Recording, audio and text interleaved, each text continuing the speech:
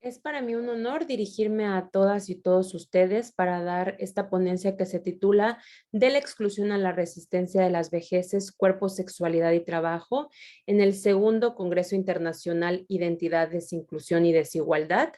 Me presento, mi nombre es Araceli Denise Díaz Pedrosa, soy licenciada en gerontología y tengo una maestría en estudios culturales. Cabe recalcar que esta ponencia se deriva de la investigación de mi tesis de posgrado por la Universidad Autónoma de Chiapas en convenio con el Consejo Nacional de Ciencia y Tecnología, CONACYT.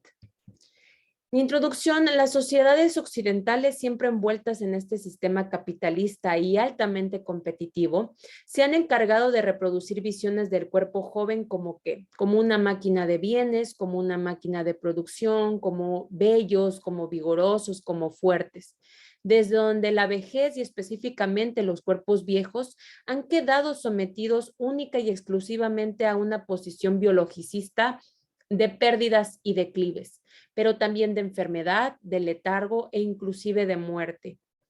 Así, podemos reconocer muchos discursos emitidos por otros grupos etarios en donde se marcan ideas estereotipadas respecto a la sexualidad y al trabajo de las personas adultas mayores. En la investigación yo pude encontrar, capaz se va a morir en el acto, qué asco su cuerpo todo arrugado, o este lugar ya no es para él o para ella, porque solo sirve para tejer y ver la televisión. Sin embargo, las personas adultas mayores han encarnado estos discursos y también pude constatar, ¿para qué aprendo si ya estoy más para allá que para acá? A mis años es ya imposible, o a mi edad es malo pensar ya sea en hombres o pensar en mujeres, yo únicamente me dedico a mis nietos. Sin embargo, reconozco que existen prácticas de resistencia y aquellos que han sido interpelados en esta percepción o en esta posición de viejos inservibles se oponen a estigmatizarse como caducos y crean prácticas corporales emergentes que les han permitido visibilizarse a través de estas dos grandes categorías. ¿Por qué elegir a estas categorías como la sexualidad y el trabajo? Porque han sido categorías estrechamente relacionadas con los cuerpos jóvenes. Así, cuando nosotros pensamos en sexualidad, no pensamos en un cuerpo viejo.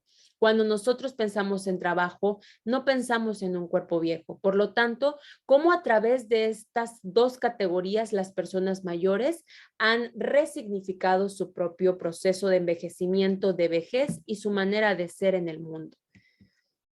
El objetivo general que se tuvo en la investigación fue analizar las prácticas corporales emergentes de las viejas y los viejos en la resignificación de su vejez. Los objetivos específicos fueron tres: identificar el contexto sociocultural en la constitución de estas prácticas. Se trabajó específicamente en Chiapas, en Tuxtla Gutiérrez y San Cristóbal de las Casas.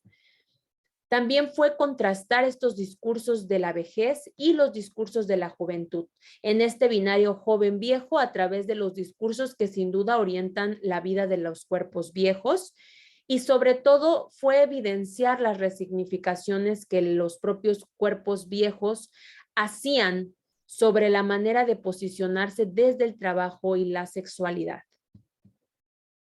Quizás algunos de ustedes estén preguntándose por qué me refiero a viejos y a viejas.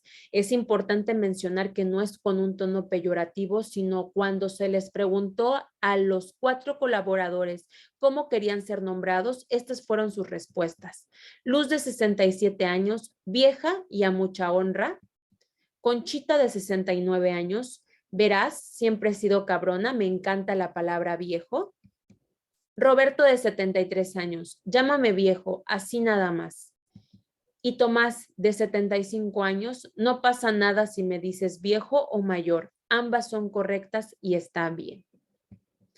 Así vamos a reconocer desde una postura teórica la necesidad de esta abyección de los cuerpos viejos, esta violencia, exclusión o marginación que se presenta sobre los cuerpos viejos de la que nos habla Figari y de la que retoma Butler. Son estos cuerpos abyectos, estos cuerpos impensables y también estos cuerpos marcados como invivibles, los que se han construido a través de la exclusión. Sin embargo, estos cuerpos abyectos e invivibles son necesarios siempre para establecer la normalidad con otros cuerpos. Aquí estoy hablando que estos cuerpos que han sido abyectos, que han sido excluidos, que han sido violentados o marginados, son necesarios para poder constituir lo normal o lo deseable, que en este caso sería un cuerpo joven. Ya comenté el por qué decidí trabajar con el trabajo y la sexualidad como categorías.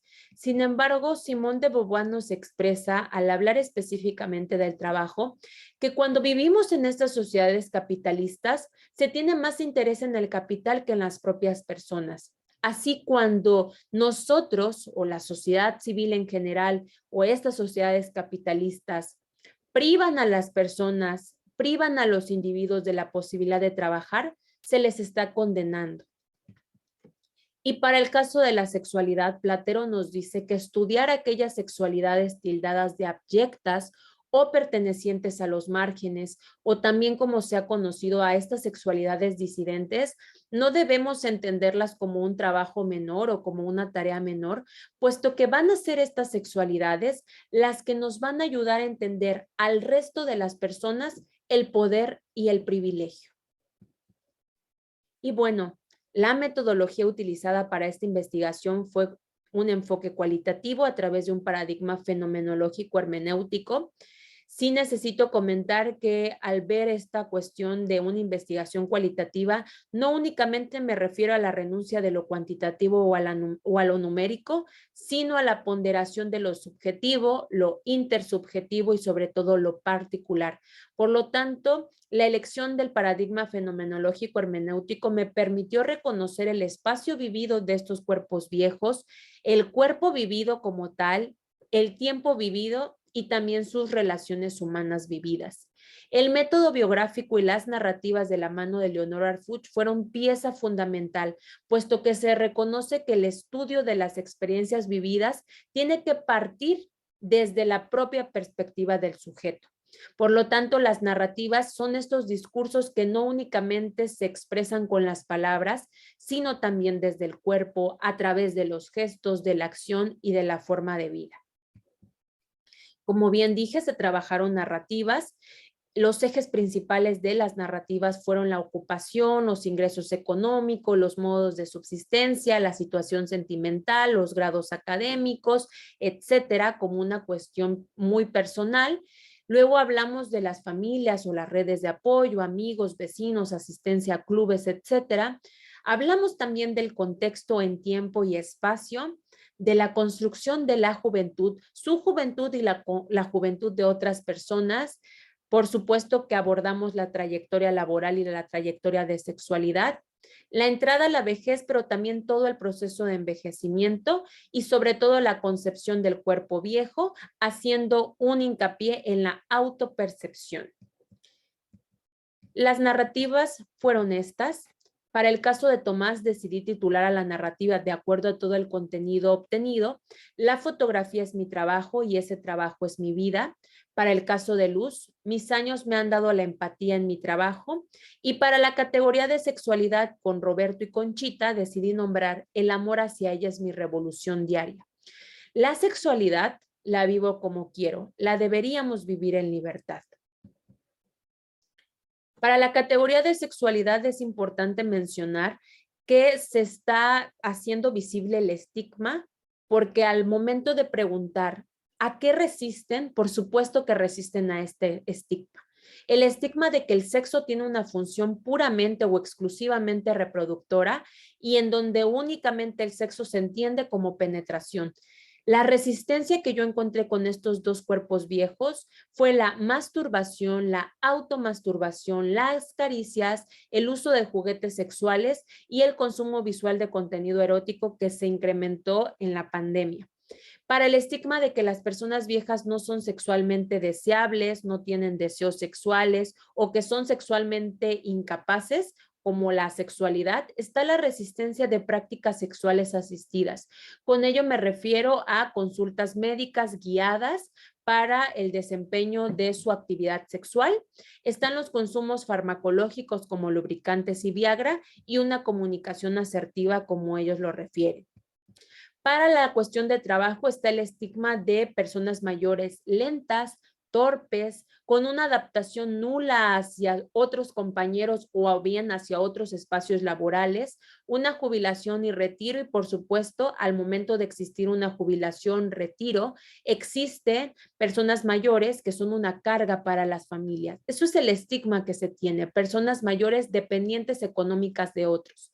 Sin embargo, la resistencia que yo encontré con estos dos cuerpos viejos con los que trabajé fueron los aprendizajes tecnológicos, personas que accedieron a una educación universitaria siendo ya personas mayores, aprendieron a utilizar una computadora y las aplicaciones que les permiten desempeñar su trabajo de forma óptima, son el sustento familiar, que quiere decir que con sus ingresos pueden aportar económicamente a la familia y por supuesto son capaces de tejer redes de apoyo y comunidades laborales.